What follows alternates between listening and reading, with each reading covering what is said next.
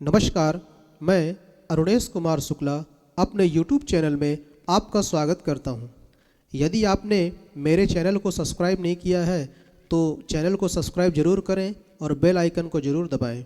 यदि आप वीडियो को फेसबुक या इंस्टाग्राम के माध्यम से देखते हैं तो पेज को फॉलो जरूर करें। तो आज की जन्म कुंडली में एक ऐसे ग्रह का विचार करेंगे जो सबका मित्र है, किसी को अपना शत्रु नहीं मानता है। बाकी ग्रह उसे शत्रु मानते हैं पर वह ग्रह किसी को भी अपना शत्रु नहीं मानता है, जो कि द्वादश भाव में कभी भी कहीं भी गलत फल, बुरा फल नहीं देता है। तो आइए एक ऐसे ग्रह की चर्चा करते हैं जिसे हम चंद्रमा कहते हैं। चंद्र ग्रह जिसको ज्योतिष में शीतलता का कारक माना गया है, मन का कारक माना गया है, कृषि का कारक माना गया है और माता का कारक माना गया है। मित्रों, चंद्रमा जो है वह शुभ ग्रह भी है और पापक ग्रह भी है। ध्यान दें, कृष्ण पक्ष की अष्टमी से लेकर के शुक्ल पक्ष की अष्टमी तक यदि किसी का जन्म होता है तो उस बीच चंद्रमा जो होता है पापक ग्रह माना जाता है। शुक्ल पक्ष की अष्टमी से कृष्ण पक्ष की अष्टमी तक अगर किसी का जन्म होता है तो जन्म कुंडली में चंद्रमा को शुभ ग्रह माना गया है। क्षीणेन्दु अर्क यमाराः पापस्तैः संयुतः सौम्या। चंद्रमा को ज्योतिष में स्त्री ग्रह माना गया है, कन्याओं का ग्रह माना गया है। मैं आपको बता दूं कि चंद्रमा ज्योतिष में किसी को भी अपना शत्रु नहीं मानता है। बाकी ग्रह उसे मानते हैं पर चंद्रमा किसी को भी शत्रु नहीं मानता है। तो जब भी चंद्रमा द्वादश भाव में विचरण करेंगे तो किस प्रकार का फल देंगे, आइए जानते हैं। प्रथम भाव अर्थात लग्न।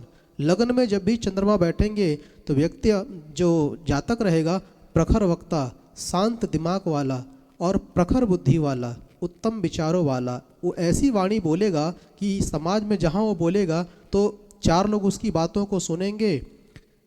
जब भी चंद्रमा लग्न में बैठेंगे तो सप्तम भाव से संबंध बनाएंगे तो दाम्पत्य जीवन भी उसका सुखपूर्ण रहेगा। द्वितीय भाव में चंद्रमा बैठेंगे तो द्वितीय भाव से वाणी का विचार किया जाता है, तो वाणी उसकी बिल्कुल शीतल रहेगी। इतने अच्छी वाणी बोलेगा, ऐसी वाणी बोलेगा कि कभी कभी आपने देखा होगा कि व्यक्ति अपनी वाणी से ही मंत्र मुग्ध कर लेता है।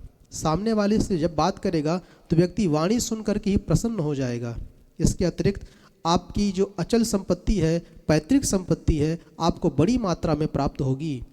तृतीय भाव से पराक्रम का विचार किया जाता है, तो व्यक्ति पराक्रमी तो होगा लेकिन चंद्रमा पराक्रम का कारक नहीं है। यदि पाप पीड़ित होता है तो थोड़ा कष्ट हो सकता है।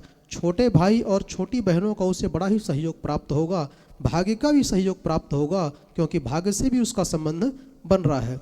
चतुर्थ भाव में चंद्रमा कारक हो जाते हैं। चतुर्थ भाव के कारक हैं चंद्रमा, यहाँ अति उत्तम फल देंगे। माता का भी कारक है चंद्रमा और चतुर्थ भाव से माता का कारक माता का विचार किया जाता है। चंद्रमा मन के कारक हैं और चतुर्थ भाव से ही मन का विचार किया जाता है। तो जन्म कुंडली के चतुर्थ भाव में चंद्रमा अति उत्तम है। यहाँ पे आपका जो घर है, आपके घर का जो वातावरण है इतना सुखपूर्ण होगा, इतना शीतल होगा। आपके सुख जो होंगे, सुखों में कोई कमी नहीं आएगी। रहन सहन आपका बहुत ज़्यादा अच्छा होगा। खेती देखिए, चतुर्थ भाव में जब भी कोई चंद्रमा बैठते हैं तो उसका संबंध दसम भाव से बनेगा और दसम भाव से कार्य क्षेत्र का विचार किया जाता है और चंद्रमा से कृषि का विचार। तो उस जगह पे आप एक उत्तम और एक अच्छे किसान बन सकते हैं। पंचम भाव से बुद्धि ज्ञान का विचार किया जाता है, तो व्यक्ति प्रखर बुद्धि का होगा। उसको जो दिमाग होगा, इतना क्या कह सकते हैं कि व्यक्ति अपने दिमाग से, अपनी बुद्धि से हर कार्य को कर लेना। लेकिन यहाँ पे एक चीज़ है, आपकी शिक्षा थोड़ा रुक रुक करके होगी। आप अपनी कुंडली, अपने बच्चे कुंडली देखिए, व्यक्ति पढ़ेगा लेकिन रुक रुक करके, उसकी जो शिक्षा है वो लगातार नहीं होगी। यहाँ पे चंद्रमा बैठ करके कन्या संतति आपको ज़्यादा देंगे। जिसकी जन्म कुंडली में पंचमेश चंद्रमा है या पंचम भाव में चंद्रमा है, जहाँ तक कि कन्याएं ज़्यादा उत्पन्न होगी। षष्ठम भाव में थोड़ा चंद्रमा यहाँ पे कमज़ोर हो जाते हैं क्योंकि षष्ठम भाव से हम शत्रुओं का विचार करते हैं और मैंने आपको बताया पूर्व में कि चंद्रमा का कोई भी शत्रु नहीं है। तो जब भी चंद्रमा वहाँ पे आकर के बैठेंगे तो मैं तो यही सलाह दूंगा कि शत्रुओं से लड़ने का कार्य ना करें। आप या तो उनसे संधि कर लें या उनसे दूर हो जाएं। लड़ेंगे तो आपका नुकसान होगा।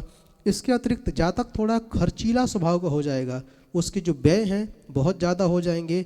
और यहाँ पे आने के बाद चंद्रमा को थोड़ा कष्ट क्या होता है, व्यक्ति अवसाद में जाने लगता है। अगर मान लीजिए षष्ठम भाव में चंद्रमा बैठे हैं और किसी पापक ग्रह की दृष्टि पड़ रही है तो व्यक्ति मानसिक रूप से बड़ा ही अशांत हो जाएगा। निर्णय लेने की क्षमता, अपने निर्णय से ही वह दुख पाएगा। ऐसे जीवन में निर्णय ले लेगा कि बाद में उसे पछताना पड़ेगा।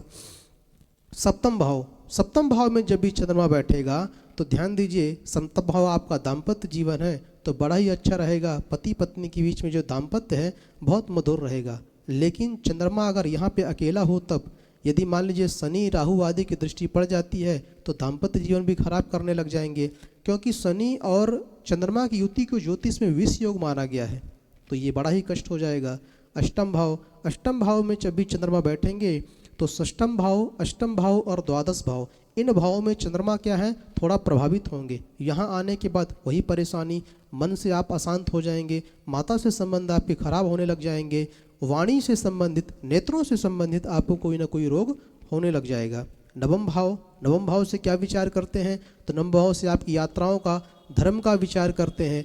तो जब भी जन्म कुंडली में चंद्रमा नवम भाव में बैठेंगे तो भाग्यवान होंगे, भाग्य का आपको साथ मिलेगा और आप पराक्रमी भी होंगे और भाग्य का साथ मिलेगा, तो यहाँ पे अति उत्तम रहेगा।